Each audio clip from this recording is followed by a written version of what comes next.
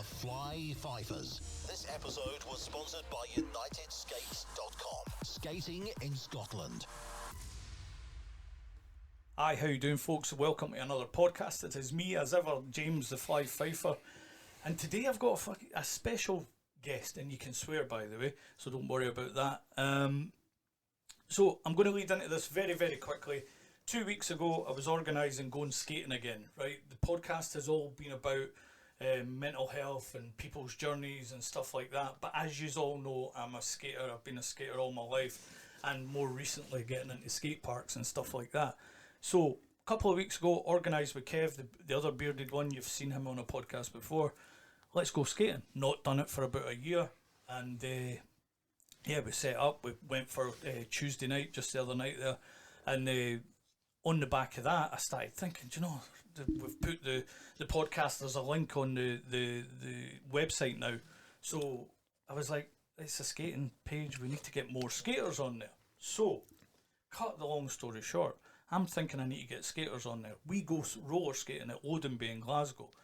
Bumps into a guy walks in and he's getting his skates on. I can see he's a quad skater, and I'm like, oh nice, right, another quad skater here tonight. Don't know the guy. We fist bump. Hi, I'm James. I'm Nicholas. And boom, we go. We chat. He does his thing. I do my thing. We go away, play with the kids. Kevin and Elena arrive. My other good friends that I skate with. They arrive and they're like, do you know who that is? I was like, yeah, that's Nick. He's here for a skate. Little did I know, I shall get Nick on camera. Nicholas Stewart, by the way. An American with the name Stewart, but there's a tale there that he can tell. And he's on camera now. This is Nicholas Stewart from Huck Skates Supplies. Yes. Over in Long Beach, California. Thank Nick, you for having me. you are Really now on it. camera. Right? Enough of me chatting, because I can talk mince for hours. So it's your turn, buddy. What's your name? Where do you come from? I've already covered. My name is Nicholas Stewart. Most people probably know me by Nick the Medic on Instagram. That seems to be where most of the roller skating culture and community exists. And from Long Beach, California. Originally from San Francisco area, up in Santa Rosa. Moved down to Long Beach about 6-7 years ago. And I've been skating a lot since then and recovering from injuries. Right. But yeah. So, for anybody listening, watching, whatever, why are you here in Scotland? What brought you to Scotland? What's the deal? I came over to coach the Northern Roll event this weekend coming up in Leeds in England. And it's a beautiful event they've set up that coincides with LS10, the skate park, and the skate scholarship. And they got me out here to come coach an event and be a part of the community and to help foster and grow what you guys have going on out here. Yeah. Scotland was just an added bonus. Came up here for a couple of days just to see Scotland, and no plans, no one, only messaged a couple people, not much of a response back, and lo and behold, here I am now with you, talking and hanging out.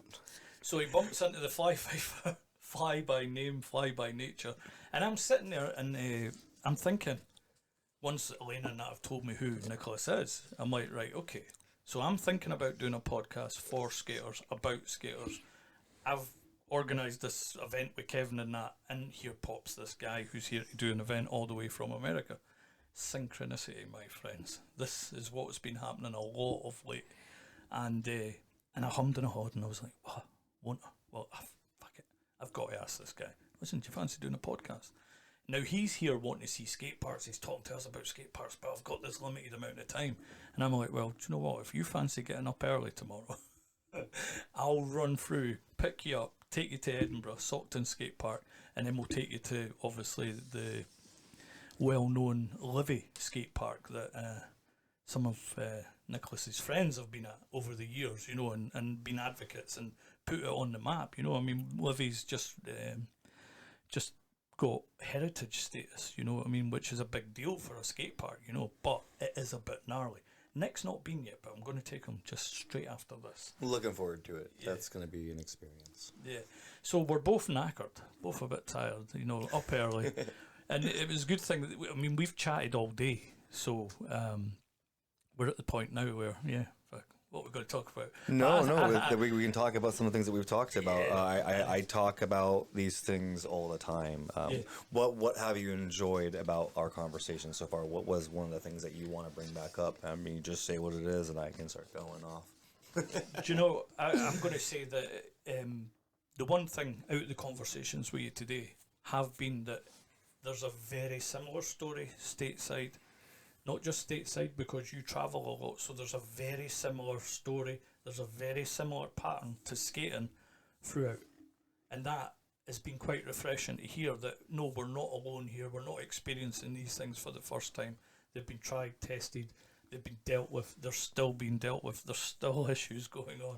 Because, as you know, we all own roller skating. So, that's been quite refreshing. We're not unique.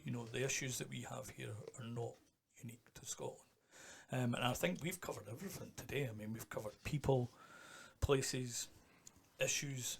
The one thing that I'd like to get in about is not so much the politics, but certainly some of the politics for sure. To give it a gnarly twist for anyone watching. I'd like to get into some of that. But I think before we go there, I think it's very important to sell you, your brand, your product, because this is this is the first podcast of a skater of your caliber with a product that has sat with me. So I think the best thing to do is get into your products, get all of that stuff out there, because just in case we have the people that do the first 15 minutes and then they're out.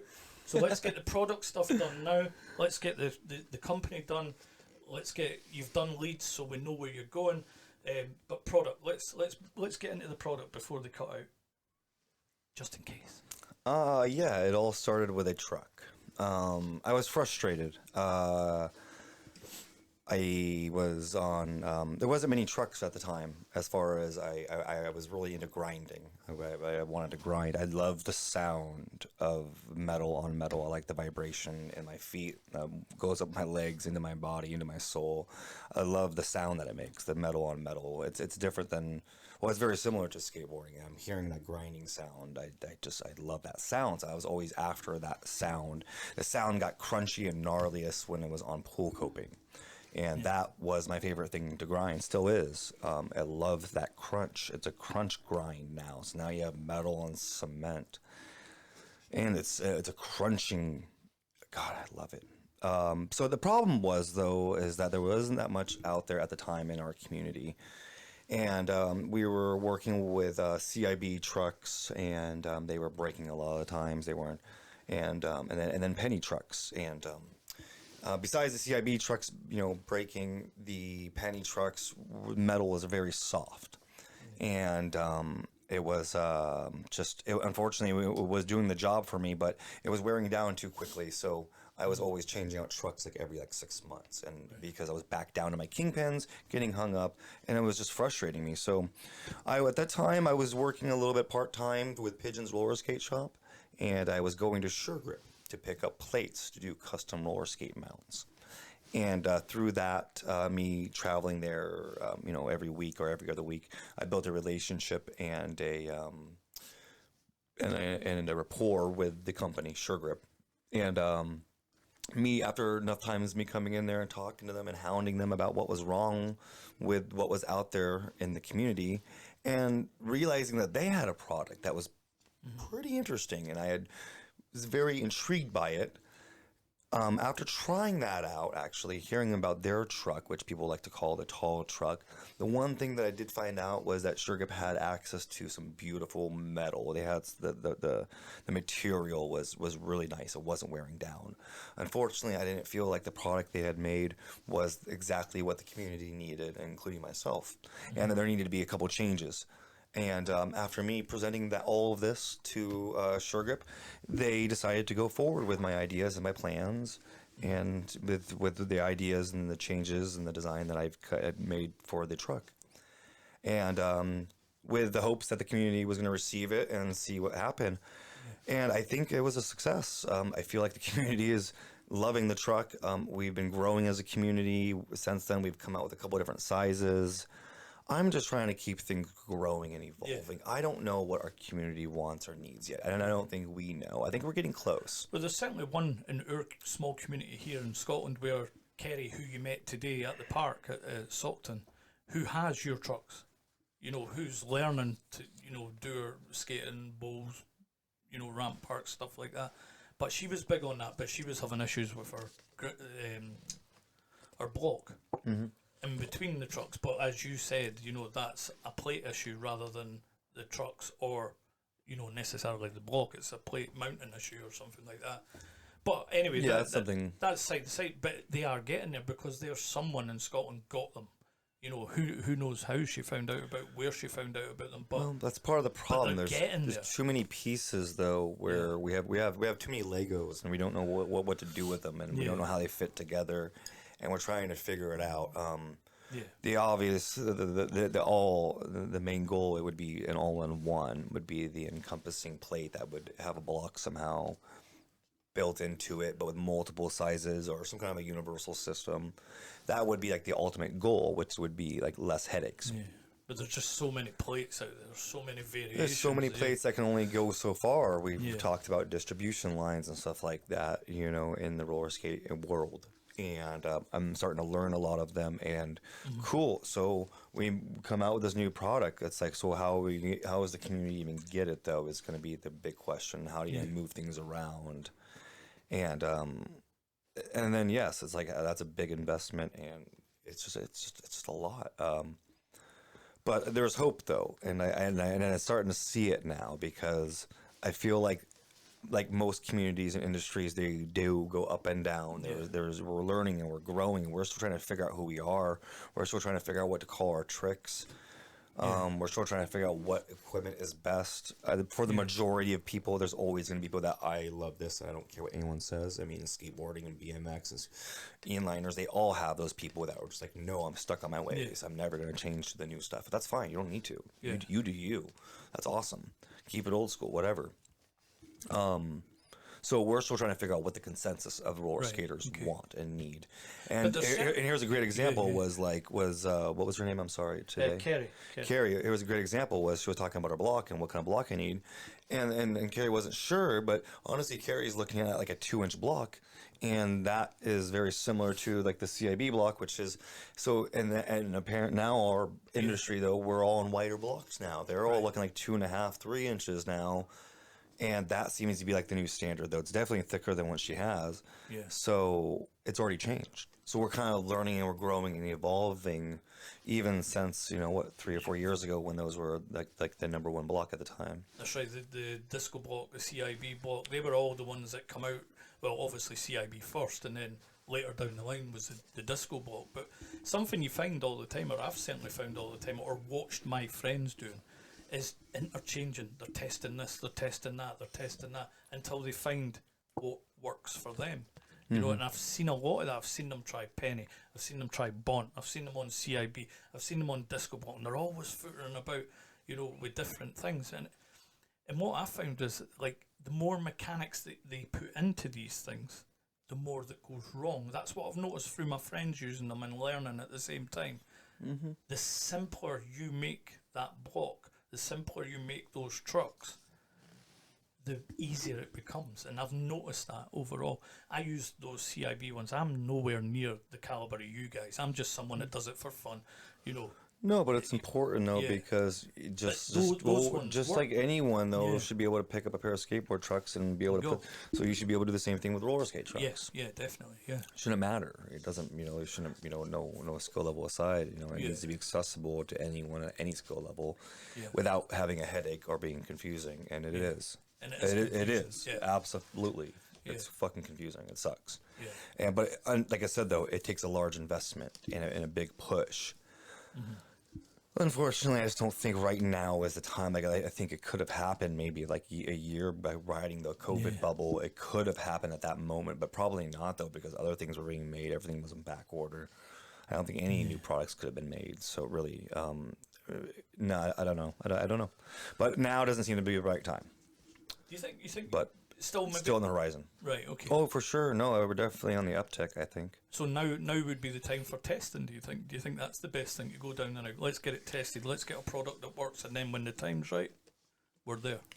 I've seen people with stuff. Yeah, it's out there. It's out there. Yeah. Yeah, like brand new things, not reinventing things at Right, all. Not like taking a product and saying that you're making it a little bit better or something like that. No, I've seen brand new stuff, which is like, wow. But like to bring that out, like, is like, whew. But I think it's going to happen, though. It's just probably about a year or two away. Right. And if you want a Huck truck, where'd you get it? Hug trucks. Where do I get it? Wow. Where do I get hug trucks? Yeah. Kenny found Where them somewhere. where do you live at the time when you're asking me this question? It's difficult because the distribution lines are a little bit more difficult. Are we talking about the UK? Yeah. I mean, just for instance, someone going online wants to search your product. How do they find it? You can go to my website, huckskatesupply.com. There you but go. I do encourage, though, to shop local, though, to your local skate shops. Skate shops are very few and far between. Shop the local, that's you help Huck out no matter what. Yeah. Please just take care of the skate shops. They're really hurting these days. Definitely. And it really is like our headquarters and our hangouts. And those people are like, it's the community. And I can vouch for that because our skate shop didn't make it after COVID. We were working during COVID, but after COVID, we had to draw a line under that. It just wasn't. It was hemorrhaging. It's not worth it for me. I think it's a bigger message to be told. And even like going to RollerCon and stuff like that, people are like, you're selling Huck trucks? I'm like, no, the skate shops that have booths here are selling Huck trucks. Like also like the skateboard division of my stuff. Like the trucks though, no, they're all selling. Let the skate shops sell my trucks. Like it's all being sold regardless. I don't care. Right, cool. So we're here in the UK the now. Is there a supplier the now in the UK, or is that something you're going to work on rather? UK Mama Trucker? Mama Trucker, yeah. Mama Trucker skates. I'm looking it up right this Devon second. or something like that, isn't it? I just want to make sure that Mama Trucker Skates is this is the Instagram. mamatruckerskates.co.uk is the website. I know they sell Huck trucks, and they've got them. Well, who knows, but certainly a UK distributor of them. Anyway. Anyone that has distribution or has an account set up through SureGrip, they do my distribution for the trucks. Right. Okay. So Fifth Bulk or Glasgow could probably get them as well because they do SureGrip. So guaranteed they're going to have access to them. Yeah. Yep. So that's one benefit for having a distribution like SureGrip because that alleviates a lot of headache for me and work. They have the lines already established, which is nice. And that's right, because when I was doing our skate shop, we were tied to certain suppliers. You know what I mean? We weren't allowed to outsource. It was like you had to get it here and that was it. You had to pay that price and that was it. But hey, that's what was working for the industry at the time. No argument there. It was just my experience of it, and to go into that, it was like, what? Without, I don't want to poo-poo anything or anyone. It's like, well, we're fixing the prices to that. Why can't we adjust? Why can't we be a pound different here or there just to compete? And then you're competing with companies that, like I said to you in the van, we were certainly competing with companies that are happy to make British pound on a pair of skates, where I needed to make 10, for it to be viable, So, anyway. No, it's frustrating. It's a bummer. Frustrating, No, and I've seen brands even start to stretch the truth just to, I know, but it's rough. It's like, or you don't pay the bills. Like I don't know. It's weird. It's all weird and strange. I don't know what to think or feel anymore. I'm just trying to do what I think is best for the community and help people out and help grow and push it into a direction that I just want to be proud of. Yeah. So you've been here, you've been to Loden Bay, you've been to Stockton. What do you think? What's your thoughts on what you've seen so far here in Scotland? It's been a short time. It hasn't been long. It hasn't been too long, unfortunately. But no, I've had a great time though. Everyone's been beautiful. Yes, everyone that I've met so far has been great. It's been a nice. I personally just needed to kind of slow down a little bit and take a couple of days to breathe and relax while I get here and adjust. And Scotland's been perfect for that, actually. It's been nice. It's good. The weather's been beautiful. I just love being in a different country, in a different world, in a way. Yeah. It's just a shame we didn't But, have more time with you. Right, come here, see what you think of that. Go there, see what you think Yeah, of that. I'm kind of curious about a yeah. couple things still, like about Unit 23, about that Yeah. vert ramp, and it's okay. I'll leave something for next time. Yeah, we got TX in Aberdeen as well. Always worth a visit, man. You know, you've got to get around them all. It's only a train ride away. So, you know, there's Unit 23, there's TX in Aberdeen. You've been to Lodenby, you've been at Stockton, we're going to Livy. You know, it's happening. It's just on a smaller scale, I think, you know, but... You know, It is what it is, though. Yeah, You accept for what you have, and you work with it, and then that's your community, and yeah. Right. And some communities are larger, some are smaller. Yeah. It's all good. And you've said to me that you've worked with Estrogen from Moxie. We'll say Moxie. I have tried so many times, as I've told you, probably 3 times. I tried to get Michelle over. We're going to do this event, you know. So when I had the skate shop and I was selling the product, so it made sense try and get the leader over to, you know, help produce sales. It never happened anyway. It doesn't matter. Girl's busy. It's fine. Skate shop's no longer there, so that's water under the bridge. But to get you guys over to help, you know, and I guess that's what LS10's doing, getting you over to like try and and you've got Bomba coming as well with you, who we've had here in Scotland. You know, we bought Bomba to Zone 74. You know, that was all about promotion of the ramp park skating at the time, trying to get more people involved, you know, because for a long time, Nick, we've been going round in circles at roller discos, and then someone come along, CIB, and a lot of people are at roller derby. Oh, you don't just need to dance in circles or skate in circles, you can play roller derby. All right, okay, cool. And then you get into roller derby. CIB comes on the scene. Oh, you can go to ramp parks as well. What's that all about? All right, let's go to bloody ramp parks. Thought that was for skateboards. No, quads can go there too. You go to the ramp parks. You've got the skateboarders there, and they're like, "Oh man, that's cool. How do you do that on them?" Oh, you know, and there's that camaraderie immediately. You know, when you walk through the door. Inliners obviously have been in the ramp parks for a long time, but quads is, for us, or what I've seen in the last 10 years, has certainly been a relatively new thing at ramp parks, you know? Absolutely. No, it's been weird. It's when we're watching it all grow and go away, and people come and go, and yeah, it's a trip. It's a trip. The longer you're around this community, the more and more you see, more and more you learn. Yeah, it's weird. It's been a long day, folks. We've been up since 4:30, 5 o'clock. No, I'm just thinking about everything. Let's yeah, it's really cool. Yeah. I wanna pivot real quickly though. I wanna talk about. Let's do it.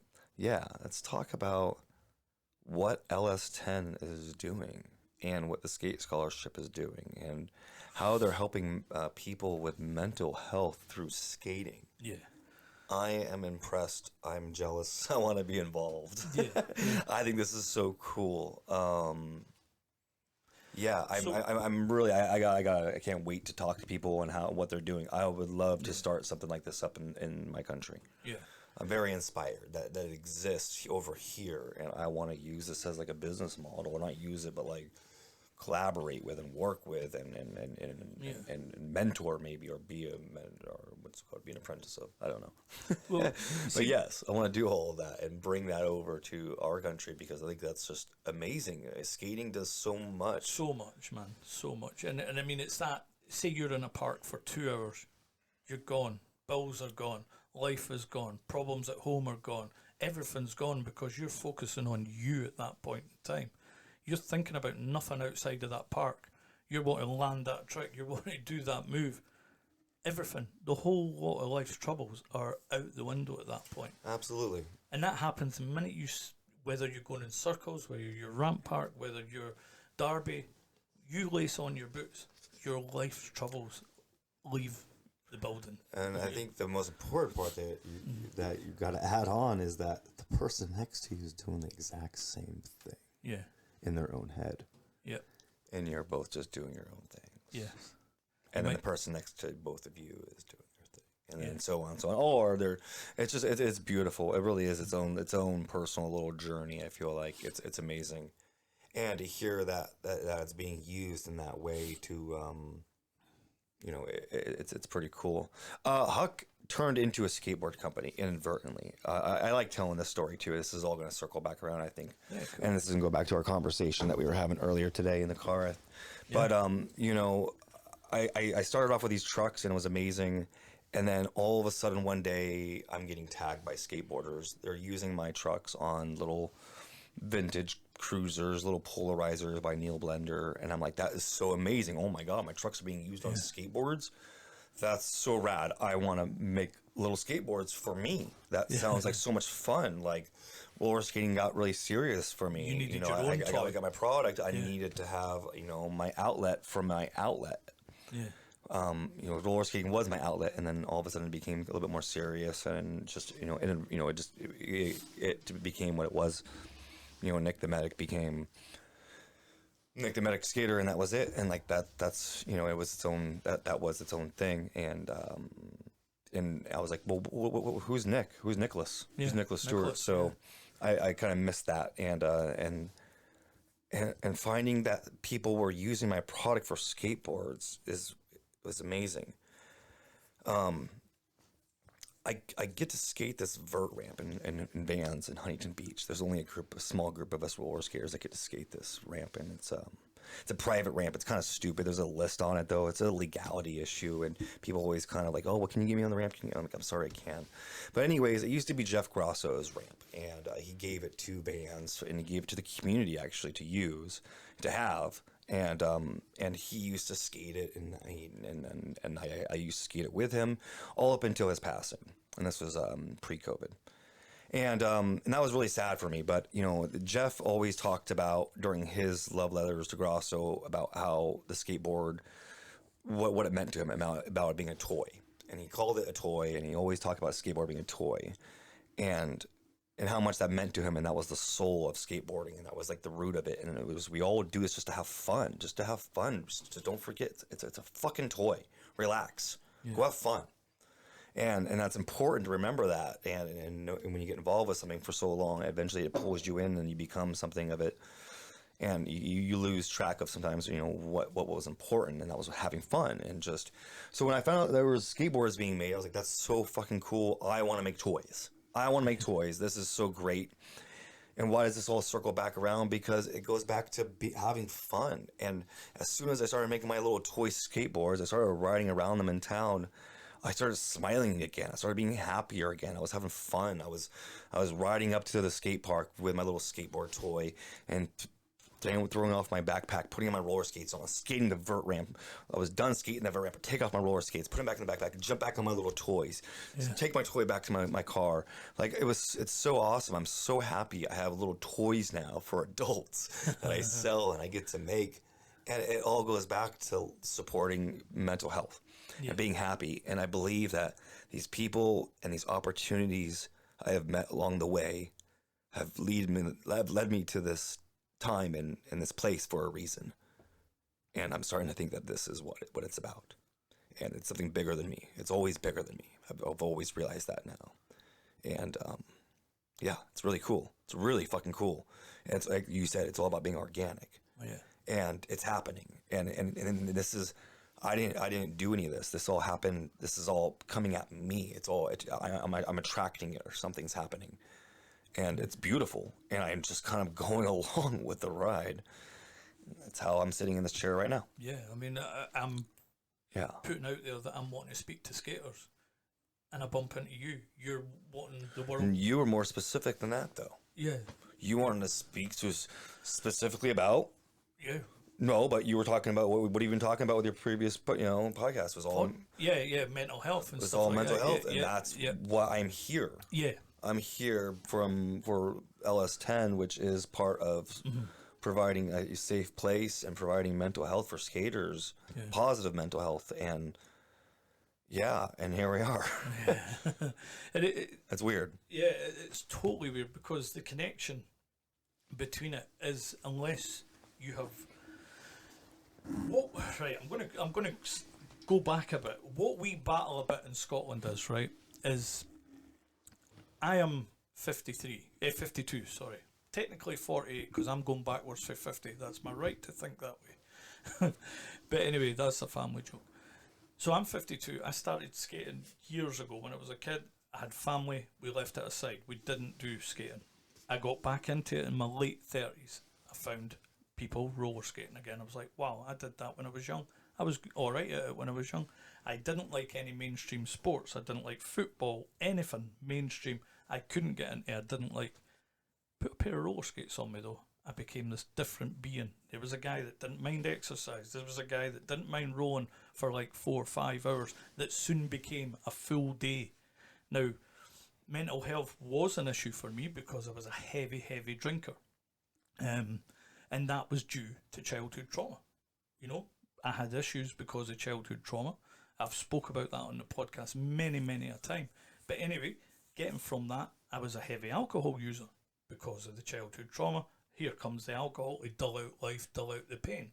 So I came to my senses. I mean, there was a bit of roller skating involved there, family things that had happened, things that had happened in my life. I got rid of the alcohol and I became addicted to skating. Now, I was addicted to skating. I still am slightly, you know, I can take it or leave it, but that's because of life and what life's flung me at the moment, family life and stuff like that. Doing podcasts, I've not lost my passion for skating at all. Never will and never can. But the podcast kind of took over. I wanted to do podcasts. I wanted to keep doing the roller discos, getting families. I put out a letter monthly that's about getting families together, getting families rolling together, getting families moving together, teaching them how to skate, to get a nation rolling again, Nick. That's one of my taglines that goes out every single month. You know, and we're going out. We're lettering about 5,000 people a month on that. I've lost my train of thought, but going through that process of life and getting back into roller skating and having something that was for me, like you just said, yeah, I could go out with Nick and I could go and spend a day, but you'd find that we were communicating very little, but communicating in a different way, watching him move on the park. Then I'd be like, oh, right, I see how he did that. Let me see if I can do that. And you see a lot of people doing that, like Elena. They're more skilled than I am. Watching them progress, watching other skaters and guys like you coming in, you know. So I've completely lost my track there, but it's all about the mental health thing. And the thing in Scotland, what I have had in that period of time of getting back on roller skates, I was working at the time. Colleagues, that's a bit gay, is it no? So I would turn to the colleagues and say, well, you know what, I'm the biggest gay in the village then, because I fucking love it. It's excellent. Look at you going to the pub every Friday and doing nothing. So yeah, if that makes me gay, I'm fucking gay, yeah? And then you get other people like family members, stuff like that. What age do you think you're? Yeah, I'm fucking 50, I don't care. You know what I mean? I've been, you're roller skating.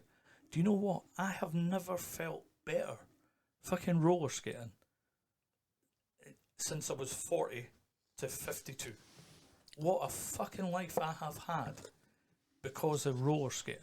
How much easier has my weights went up and down due to levels of exercising. I'm a chunky monkey that needs to exercise, and when I don't exercise, I put on the pounds. So the last year I've put on the pounds because I've not been skating as much. I've still been doing the roller discs because I've been busy with podcasts, I've been busy with life, helping other people in their mental health. Whereas now I'm beginning to realise, right, okay, it's time to switch. You've done all that for 2.5 years. You've learned your process. Get back out there, get some skaters, because I know how much this fucking works. LS10, whoever the creators are, they're watching this, you know how much this fucking works. You're bringing in Nicholas Stewart from California to show people how much this fucking works. So, you know, I think, I don't know, I'm not sure who's doing it. Yeah, I don't know who's doing it either, but do you know what? Might be Northern Roll, I'm not sure. Northern Roll, yeah, sorry. Look, if we've got any of that wrong, we apologise. This is... I'm here to learn. I'll find out tomorrow. Yeah, and this has all come off cuff. We've just met, we just bounced, and I've asked the guy to do a podcast, so, you know, if we've got any of that wrong, you know, I'm sorry. We're sorry.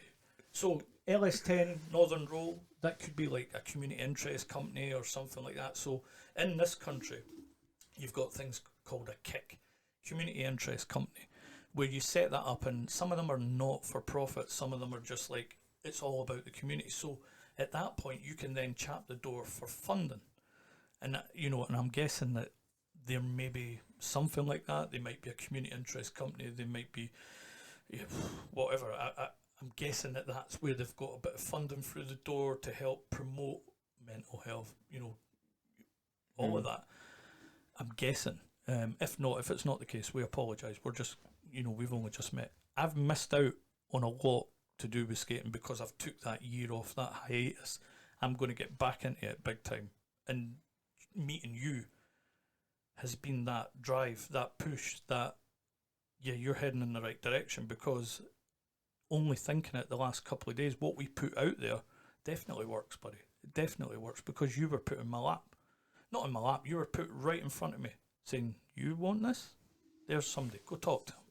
He's going to give you another vibe that you might want to look at, So I'm going to say thank you for everything that you've done today, and I'm glad you came to Scotland. Oh, well, thank you. I'm really glad you came to Scotland, I really and am see too. to run you about this morning. It's been an absolute pleasure. It's the least I can do for having you sitting there. Now, I know I've went a wee bit off track a wee bit there, but the mental health thing with skating is you've got to try it.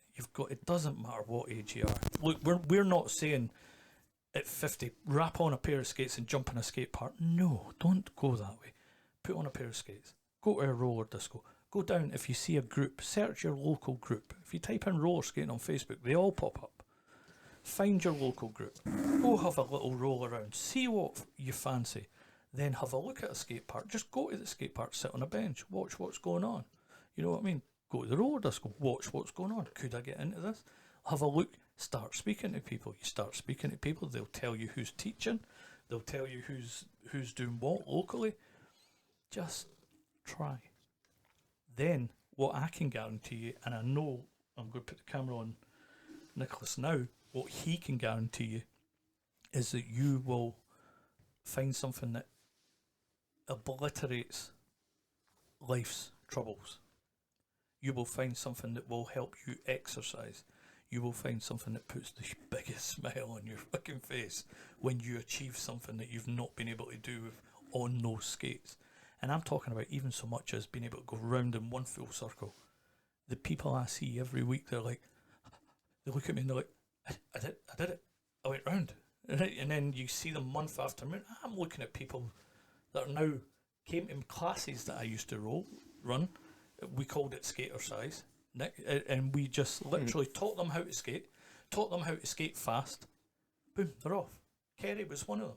She came to skater size. She learned how to skate. Then she was like, right, we'll go to Rampart.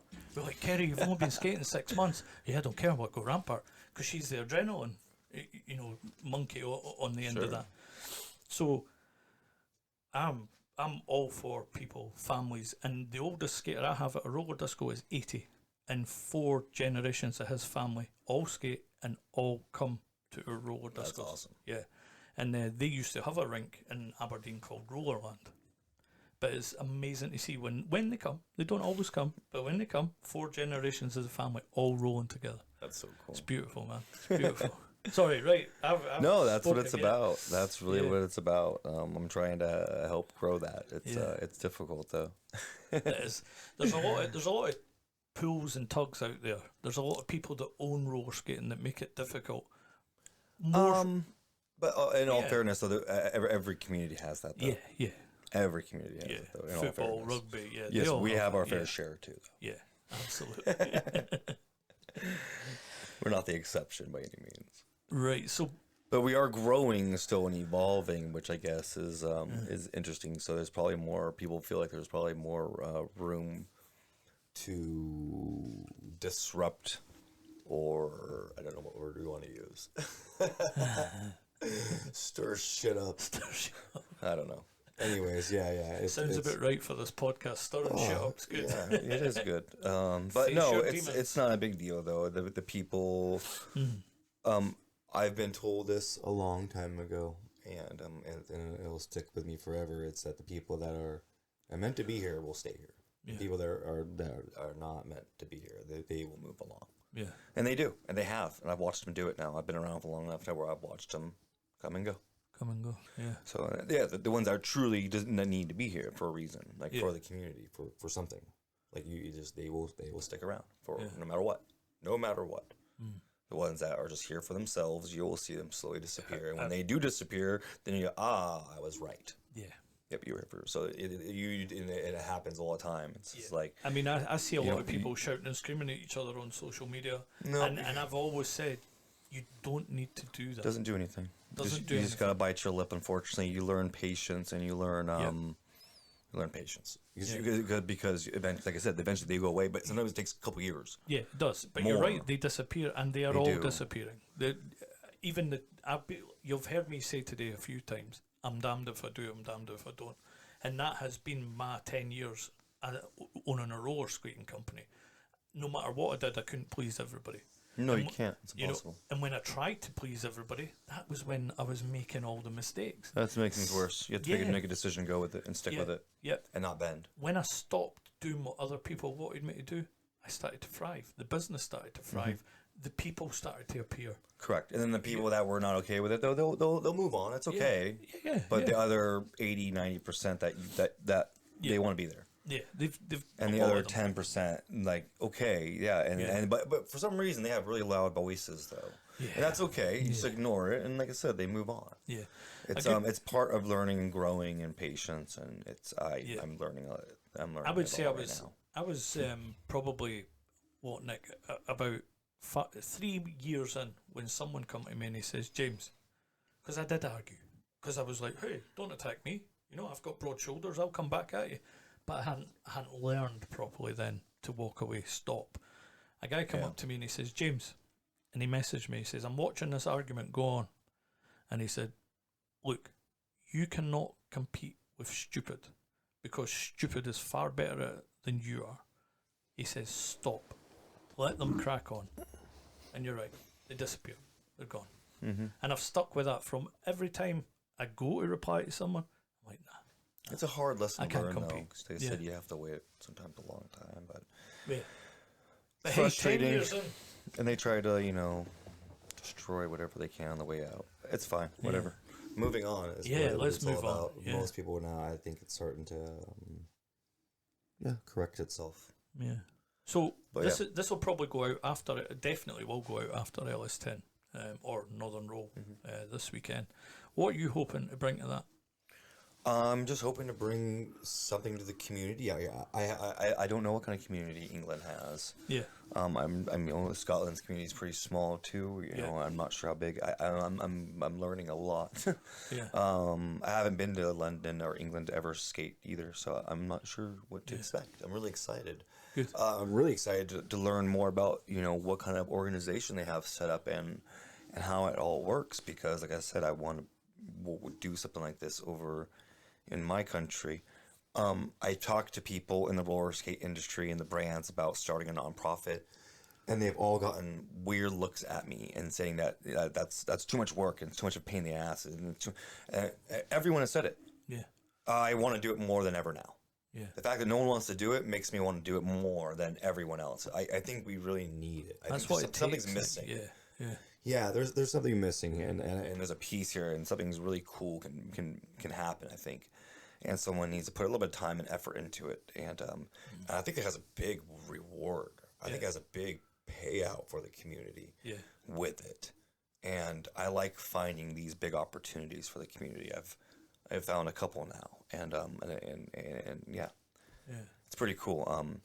So anyways, I'm really anxious and I'm excited to see my friends and to see what they're doing out there and how it's all structured, and to learn and grow from all that. And then obviously to provide this community out here with, they're here to have me coach and, learn new skills, in the skate park. So I'm here to do that, to teach you how to be a skater in the skate park. Beginner stuff, intermediate, all the way up to advanced, learning inverts. Yeah. So we're going to go over everything. So if you're a skater and you want to learn, I'm here for that as well. But I'm here for in any numerous different capacities. Yeah. So, I'm along for the ride, man. Life's a trip. Man. So, right, I've got a question to ask you. Nick the medic. Mm-hmm. Medic got anything to do with your life? Being a medic? I'm a paramedic in You real are life. a paramedic? Yes. Ah, right. Okay, so Nick the medic makes sense. Yeah, I'm a real paramedic in life. The Nick the medic thing just came from roller derby back like in 07. I wasn't a ref or a coach Yet I was a guy involved in roller derby back then, so people were like, well, why are you a guy involved in roller derby? You're not a ref, you're not a coach. And so whenever someone introduced me, they're like, oh, that's Nick. No, he's the medic. Yeah, it's just, no, that's Nick. No, that's Nick. Yeah, he's the medic. And then eventually I would just walk in somewhere and be like, hey, Nick, there's the Nick the medic. And I was just like, what? And then just Nick the medic. And then I just let it was out. And at that point, it was out of my control again. And So not only will he teach you, he will show you, he will break you and fix you. Oh, unless I'm broken. Yeah. Yeah. So what else can we talk about? We had so much conversation this morning.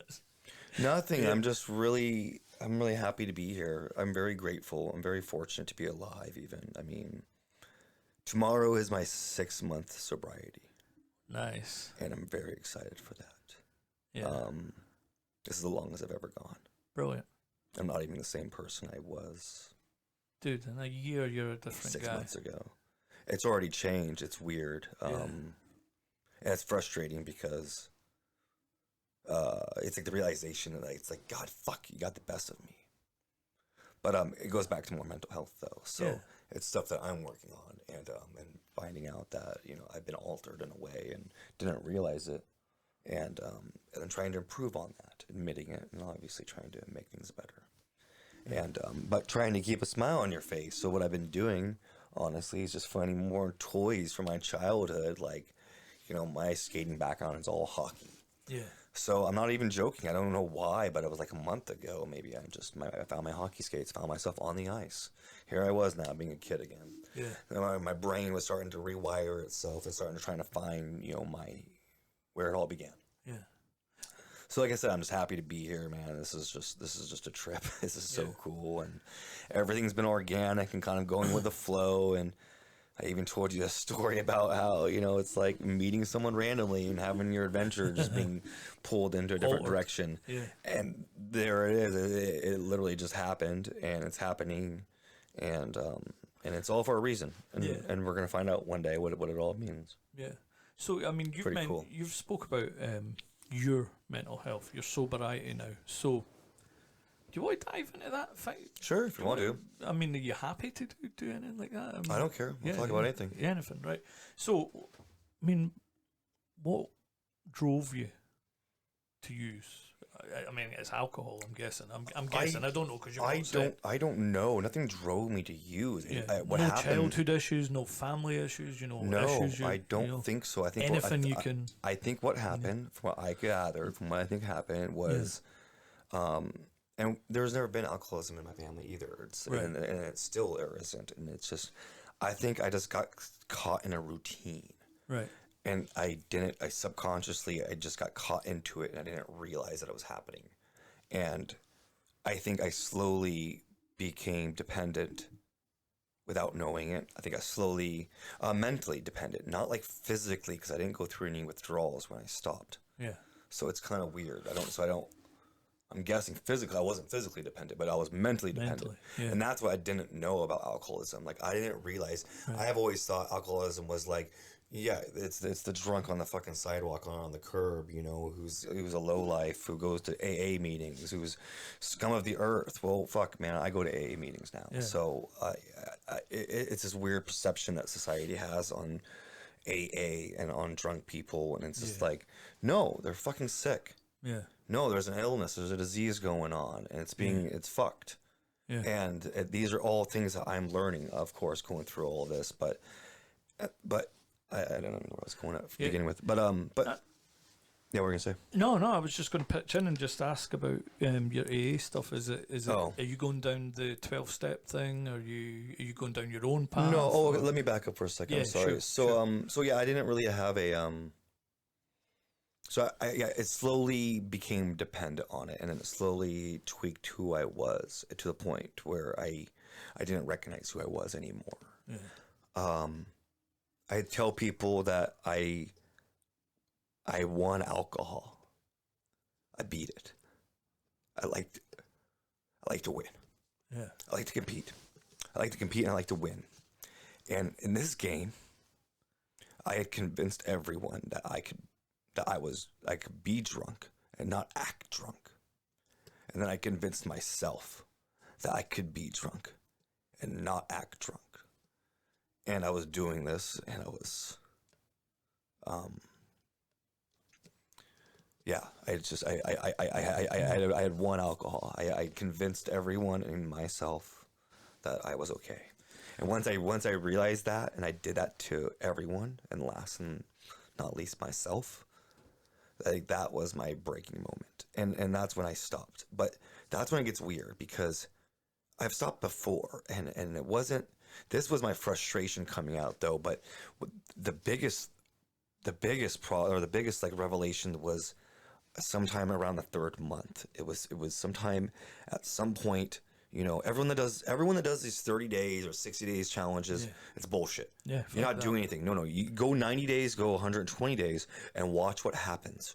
One day you're just gonna be doing your normal thing, and all of a sudden this is gonna happen. You're just gonna be like tweak, and something's gonna twitch in your head, and you're gonna experience something that you haven't felt in a long time, and it's gonna hit you like a fucking ton of bricks, and then you're gonna realize that used to be there. Yeah. It's not there anymore, and where the fuck did it go? Yeah.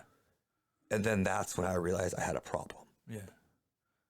And then that really fucking bothered me. And before you went into, had a problem. That took 3 months, though, at least, of like me not drinking, though, to even experience that. Yeah. So that's my message to people. For me, you're doing these 30 or 60-day things, it's like they're nothing. Yeah.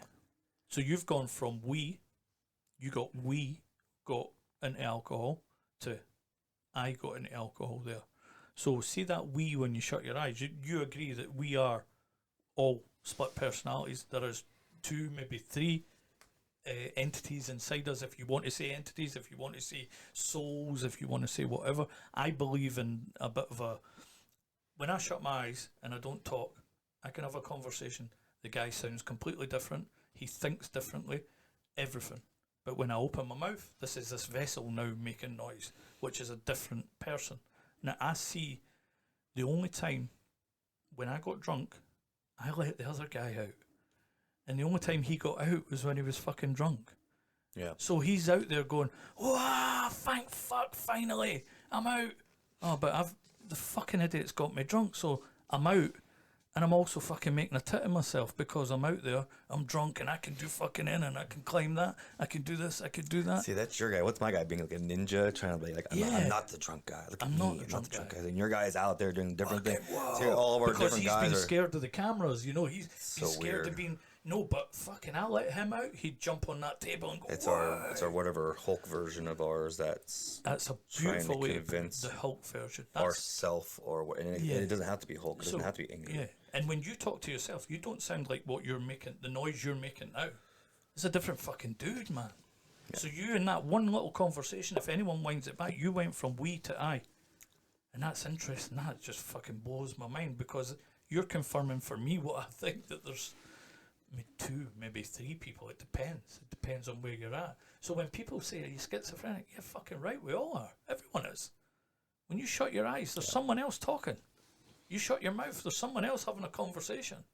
And if you don't ever let that person out under the influence of whatever, whether it be fucking anything, that's a different dude dealing with the world. So if you stop everything and you can join and agree with those 2 fucking minds and get them to shake hands and say, "Right, okay, let's do this together. Let's meet in the fucking middle," which I think is maybe where you're at now. You've joined hands and said, "Right, we're becoming an I, and we're going to fucking look at this, and we're going to take this," you know, and you're fucking taking it. And what little I've known of you today and what I'm seeing right now is fucking beautiful, brother. It's beautiful. I can see the passion inside you. I can see the passion inside you for skating and also for you. I don't like anything taken, or I don't like anyone or anything getting one over on me. Yeah. you no one's getting one over on you here. And that's what pissed me off really bad. I was like, you fucker. So here I am. Yeah. I used to be a very big Scotch drinker. Right. Yeah, whiskey was your thing, yeah? Fuck. So this trip was booked over 6 months ago. Wow.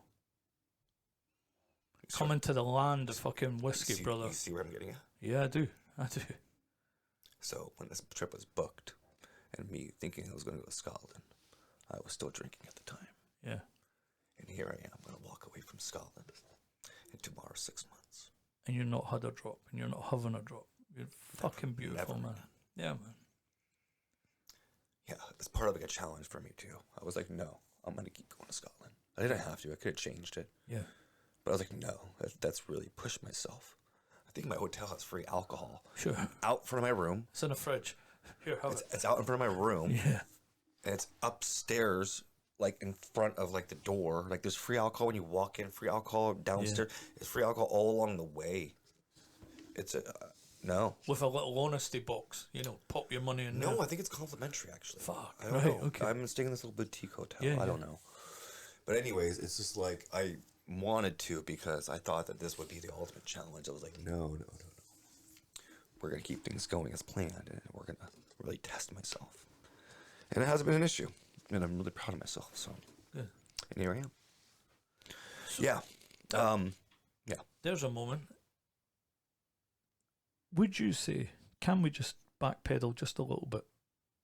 What drove you? What there must be. What drove you to take that drink? What was needing set free to take that drink? Nothing, I don't Nothing. think. I You think it was just having liked fun. the taste. Just having fun. Yeah. Yeah, just having fun. Yeah. No, it was just having fun. It was just literally just something just to make the day better. Yeah. But then I noticed though, like Was it was there, just was it there was always pressure? like, Was there stresses? Was there? no. I mean, I guess after a hard day at work, eventually Yeah. it just turns. What would it turn into a drink every night though? Yeah. Like I said, it became routine. Routine. It Yeah. was routine for me, and that's what it was, and that's just where it became habitual. It's easy to fall into that trap where you're working to drink, But you're drinking to work. but when I stopped Yeah. drinking, though, I stopped drinking though. My body didn't go through withdrawals. No. So it's like, so my body wasn't physically dependent on it. Mentally, though, yes. Yeah. That was a whole different thing.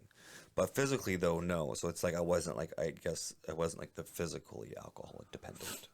Whereas like, yeah, we went through like, the shakes and stuff. Yeah. I didn't have any of that. No. But yeah, But that's the fucking thing. after- Neither did I, Nick. And we all get told you can't just stop like that because this will happen, that'll happen. Well, Well, it fucking didn't happen to me either. yeah. I didn't end up in hospital because I stopped. I just stopped. Good. And my thing was, I was a smoker, and I wanted to stop smoking. I was cholesterol through the roof. I was in front of a physician in the hospital doing heart and geno tests on my, was there hereditary stuff going on with my heart and things like that. And I was told by a professor, he sat me down, little old professor, and he says, look, Mr. Hunter, I'll give it 5 years until you're either on a slab and me and the students are looking at you to see what went wrong, or you stop smoking. He says, they tested all my genes and all the DNA and everything like that, and he said, we know that there's a certain glycerin inside the tobacco which will kill you. He says, it's not the nicotine, it's not this, it's a certain chemical in that tobacco. He says, that will kill you. You cannot take that. You need to stop smoking if you want to live. If you want to see your children grow, you need to stop I would love smoking. if I had a doctor in the U.S. to say that to someone. Yeah. Well, that guy said it to me, and from that day on, I thought, no, there's a history in my family. I want to fucking live. I want to see my kids grow. So back in, I tried all the fucking programs, all the different listening tools, everything. Nothing worked. I had to stop fucking drinking, Nick, which probably was the biggest fucking problem I had, was the drinking, because that was going to kill me It too. contributes to everything. Yeah. Makes everything worse. Until I stopped drinking, I couldn't stop the smoking. So Isn't that funny? We think that it makes everything better, but in reality, it makes everything worse. everything. Sorry, I didn't mean to interrupt you. No, it's fine. Keep going. Everything worse. So I stopped the drinking. It was hard. It was fucking tough. But as they came hand in hand. So I had two things at the same time, two heavy addictions. Yeah. And I stopped the smoking. The drinking, I fell off the wagon, started smoking again. Back on the wagon, so to speak. Not that there's any wagon out there. But I managed to stop, and I managed to get it there. And I'll tell you, I've never seen more clearly. Things have never went more right in my life. Things that are coming to me, like I'm thinking about roller skating. I get sent a nick. That's how I see things. When I'm asking or saying I want to do this, something pops along. And for anyone that gives it up, I applaud you. I absolutely applaud you to put yourself in this position where we are the land of whiskey, and that was your thing. you're here. You booked it before you stopped, and you're here, and you're not touching it. Beautiful, man. Yeah, I can't applaud you enough, man. Keep saying that. Yeah. Everything's a trip. Everyone's a trip. It's been it's interesting. Yeah. Yeah. Right, look, negative to positive. Come on, where we go? That was a nice. No, that insight. is a positive. It's a nice insight to your life, there, man. I like that. No, that is a positive. It is. That's a huge one. I'm really excited. I'm really excited for tomorrow. I'm excited for my 6 months. I've been working really hard for this.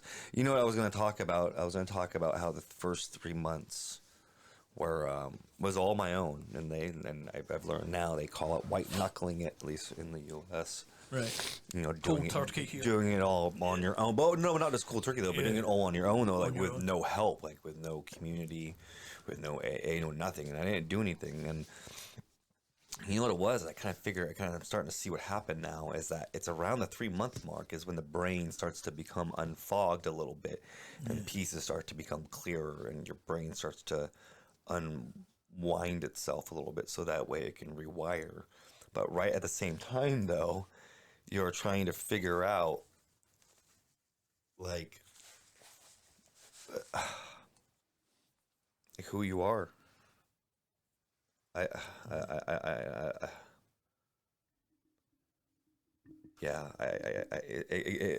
sorry. I lost my train of thought there. Who you are, Nick the Medic. Who's Nick the Medic? There's this Nicholas Stewart. Who's Nicholas Stewart? Nicholas Stewart gave me a story earlier about history. So come on, let's hit that. Let's find out who Nicholas Stewart is. Oh my god, it's funny. Nick the Medic. He used to be into this, that, the next thing. But there's this other guy, Nicholas Stewart, who's got a business, who's trying to change the world. The world of skating as we know it. So why not? Let's hit that guy. See who that guy is. I'm figuring out who I am. I feel like these days. I used to. I don't know. I'm just very happy and grateful for everything. So I just want to try to give back as much as possible these days.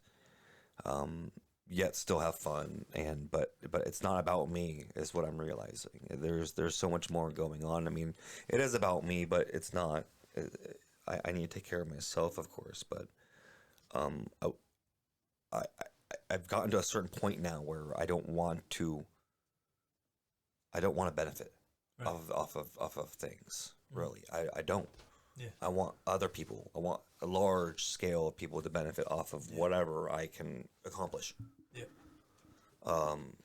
I've used roller skating for the last 2 years to start this podcast, to benefit other people, to get other people talking, like we just did. We just hit on about our past. And that's roller skating that's funded that for the last 2 years. There's 2 booklets lying out there that I should let you, you could take them and have a read of them. It's one guy's account, and it's the guy that usually sits with me here, helping me with, talk to people. And roller skating's doing that. Roller skating has funded me and him to produce those books that we give out to people, get people sitting and talking through the ripple effect. And guess what, Nick? Fucking roller skating, buddy. Well, I'm finding out what that can actually provide. So after the 3 months after me white knuckling it, this is what I was trying to get at. Yeah. Finally, so these, like I said, a lot of the things started becoming unfogging, and things started becoming, unwiring in your head, and that's when I kind of did reach out to someone, and someone that kind of already gone through it, and they were like, almost 10 years sober, or I think they are maybe 10 years sober, or very close. Someone that we all know, and they were very, very supportive, and they brought me to my first AA meeting. Yeah, and it was amazing because I was scared to go by myself, so I just needed to go with someone that I knew. It could have been anyone, and this person offered, and it was awesome. It was really, really cool. Yeah. AA meetings are you take from it what you can, and whatever you want out of it is what you get out of it. So you can take certain pieces, you can take all of it, none of it if you don't want to. You can walk right the fuck out. You're not, nothing. You're not required to be there. I had to walk the fuck out. Like it made me want to drink. I couldn't do it. Yeah, that's just me. Everyone's talking about drinking. That was just me. I couldn't fucking go there. I was ready to go there, I think, and that was good. But and finding out that what these programs provide is amazing. and what they're doing for people is beautiful. It's absolutely beautiful. Yeah, it is. Shortly afterwards, I was coaching at a Moxie camp, and people that were running the event decided to do an AA meeting there as well. And I was like, wow, that's really cool. Wow, we're gonna do it here.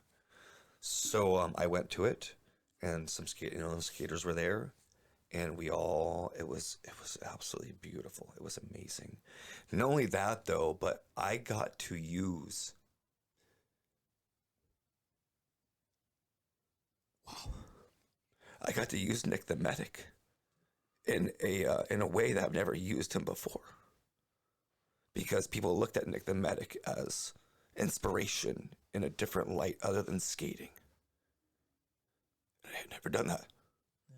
That was a new one for me. And I'm actually just realizing it now what that was, because I felt it and experienced it, but I just didn't know what it was until just now. And wow, and I didn't realize like I held this power. And it is a not power. Right? I guess it is power in a way, but not like that. Nothing that you can really abuse, but it was a power though that helped people that see me there, and that gives them power. It transfers. And it's a power that I have that transfers to someone as they see me and they see other people that they look up to in a different light that they never knew existed before. Yeah. And that's what I learned from that. And that blew me away. And that was like about 6 weeks ago. Yeah. And then it happened, well, maybe it was like 4 weeks ago. Because you've took an experience. That experience, you put it's on your utility belt as, I've got the fucking knowledge of that issue. I can talk about that because I know it. I've lived and breathed it. No, not yet. I didn't realize it yet. Now I do. Right. Now I do. At that point, I'm learning that now. Yes. Well, then we did it again just last week, when I was very fortunate enough to be invited to Moxie East, the other camp on the East Coast of the U.S. And once again, there was a couple meetings that were in place again, and it was amazing. And to see these strangers, these skaters who, they know who I am. I don't know who they are. They've been following me now for I don't know how long, and they look at me as some, in a certain light, and they definitely not in this light. And now they see you in this light, and it humanizes you or whatever. And it's just, like I said, it was just amazing to see the effect that these people, the effect that you can have on these people when they see you going through what they're going through. Yeah. That's what I'm trying to say. And it blew me away, because it was a whole new experience I haven't dealt with before. Yeah. And yeah. There's more to come, brother, because look, for sure. And I just wanted to say though, thanks to Moxie Roller Skates for giving me the opportunity to experience that. Yeah. There is definitely more to come, because life is like this big fucking movie that we all watch, and we are a different character every minute we walk out a fucking door. There's somebody else for some. So Nick the Medic's away teaching people how to roller skate. Then there's Nick the Medic, the family guy. Then there's Nick the Medic that goes to Moxie camps. Then there's Nicholas Stewart, who runs a business. Then there's, and then when people meet you, they meet the real fucking you. There's no more fucking showman. There's no more businessman. There is just that guy sat there. We like to say it's the wee guy behind the wall. My friend Alan would say that. The wee guy behind the wall strips the wall down, and who's left? Just this bare bones of a guy. You've opened the doors, you've kicked the fucking locks off all of the doors, and you're going in and sorting them out now. And that's probably where you're at.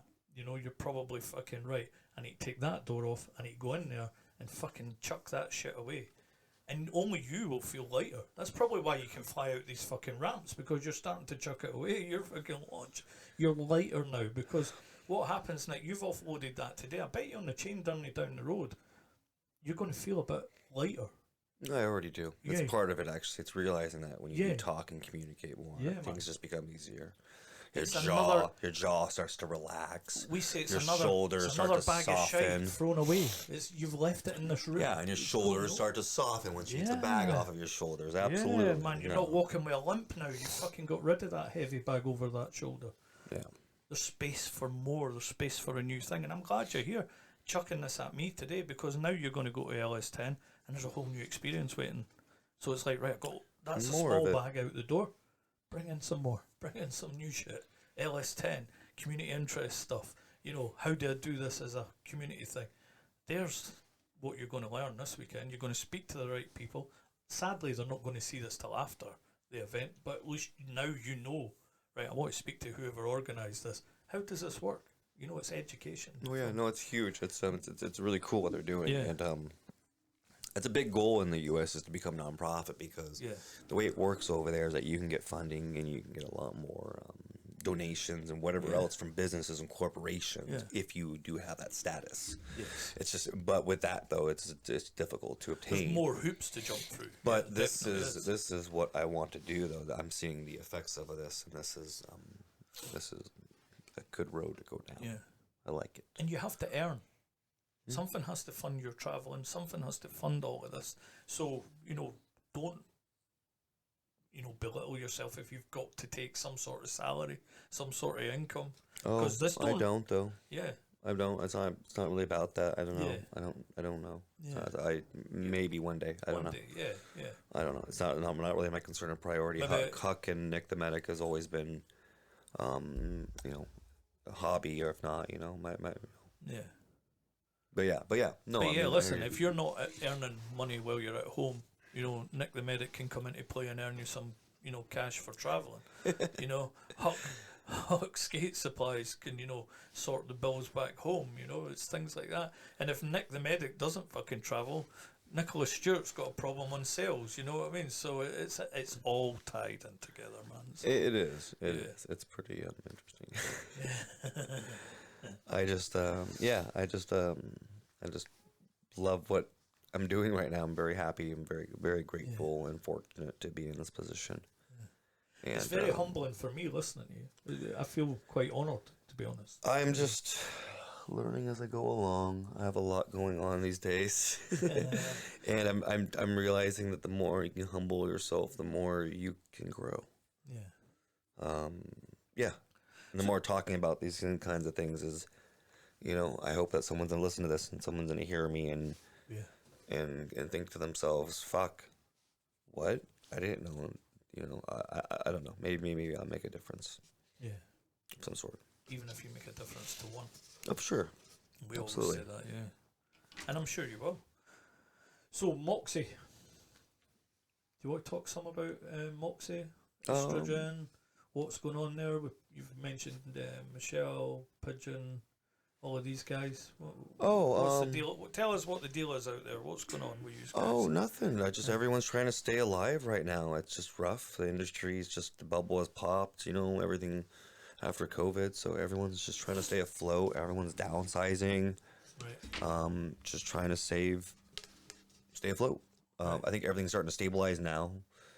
And but that's just, you know, those people are around my circle in the LA area, so that's why I hear about them a lot and associate with them. And they're good friends of mine. But yeah, I don't no, it's just everyone, it's just rough right now, and we're just trying to build something. We just don't stop. Yeah, you know, it gets tough. This is the toughest part of the industry and the community, is riding a wave like this, and we're right in the middle of the worst of it. If not, I think we're out of it.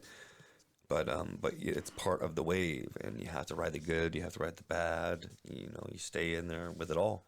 Yeah, We ride it with the community. Absolutely. And I mean, LS10 this weekend, the Northern Row, you're there with Bomber. There'll probably be a few others, Flamers, stuff like that. She's still skating. I haven't seen her I'm not for sure. a long time. Anyway, but I mean, is there any more knocks at the door? Any more European stuff? Oh, for this year, I don't think so. Right. No, I'm pretty no, I had a But couple the months. potential's there, yeah. Oh, I don't know. No, probably not. I have more events going on back home. Back home, right? Yeah, I have my own. I run a day clinic. It's a 1-day clinic. It's on June 1st.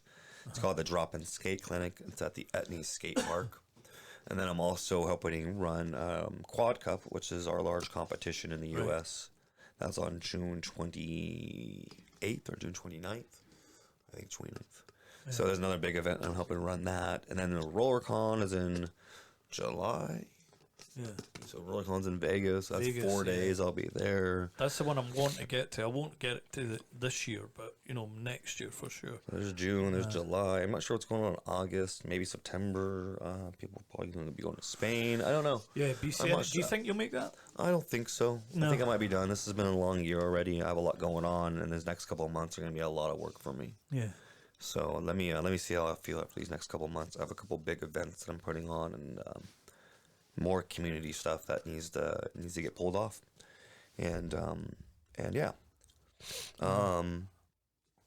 Completely separate side project. Here's a project I'm working on that I'm very passionate about. Right. Yeah? Yeah. Want me to pivot? Let's go. Cool. Vertical roller skating. Vertical roller skating. Yeah. How many vert roller skaters do you know? You. Exactly. You don't know me. Yeah, exactly. Actually, you do know. You do know me now. Getting to know you. You do know me now. So that's the point, though. The vertical roller skating community is really non-existent. It used to be, and even back then, it was really small.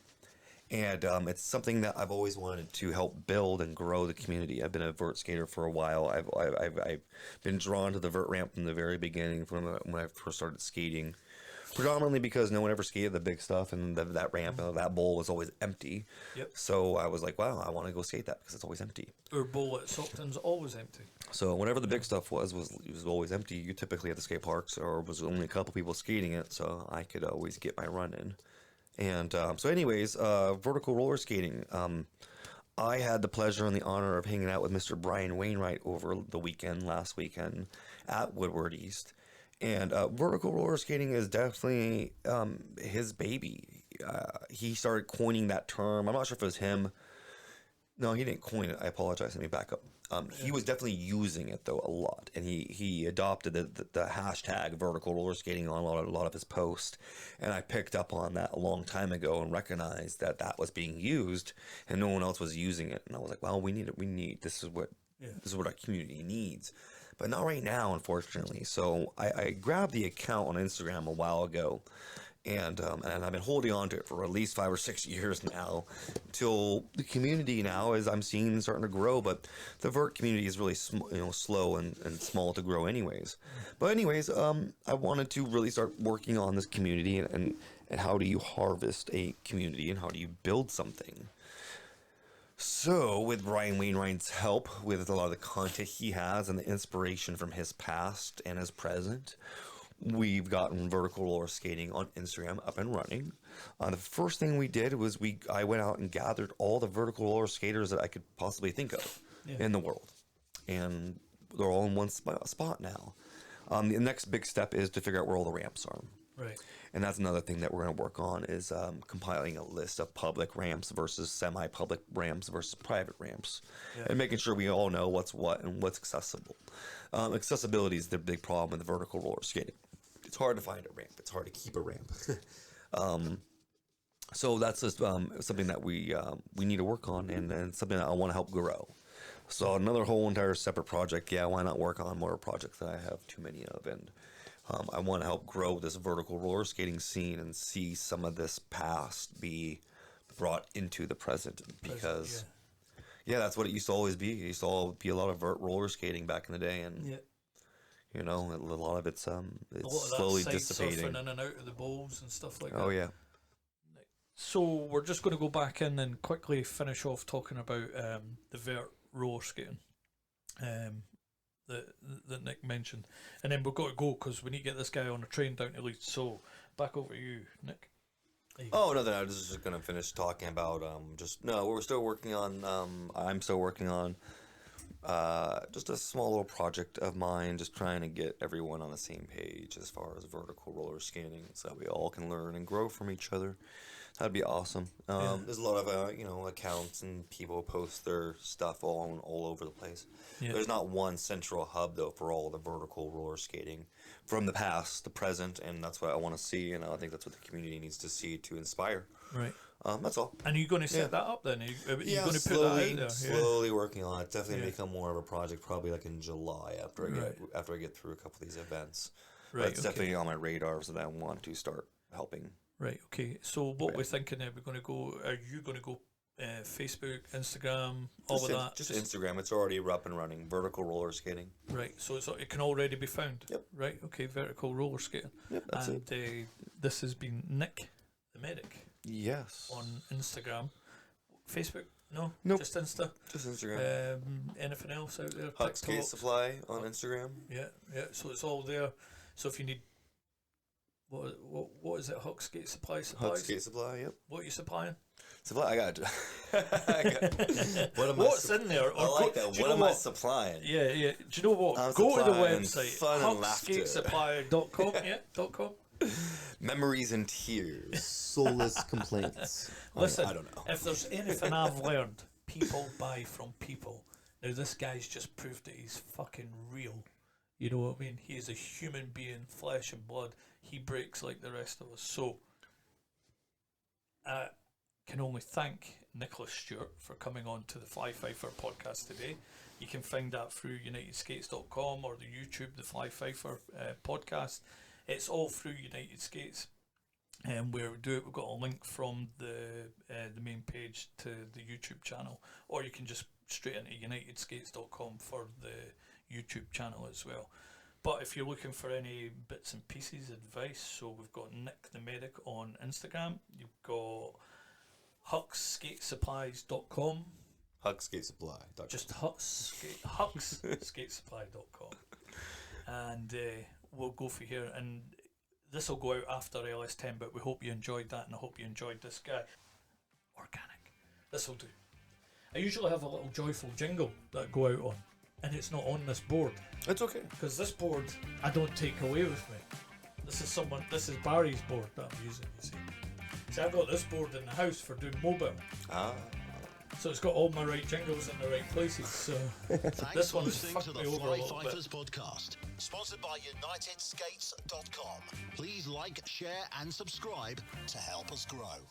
So over to Nick. If you look at your camera, parting comments, any advice, any quick parting comments you want to put out there, please do it now. Oh, partner comment. What do you mean? I'm sorry. Parting comments. Oh, parting comments. Sorry, it's the fast-speaking jock. Thank you for having me here. I'm really appreciative of everything that you've done for me yesterday. Thank you so much. Just happy to be here. And what about anyone else watching? Buy my shit. No, I mean, fund me. That's not my style. No, I know it's not your style, but I don't mind. I don't mind plugging for it. Go buy his kit. Oh, man. Go buy his trucks. Support your local skate shop, everybody. Yeah. Support Mama your Trucker local skate Skates shop. here in the UK, and I'm sure when we get off of this, I will give Mr. Nicholas Stewart Fifth Blockers information, because there's someone else that could be selling the stuff in Scotland. Anyway, adios amigos. Bye bye. Thank you again.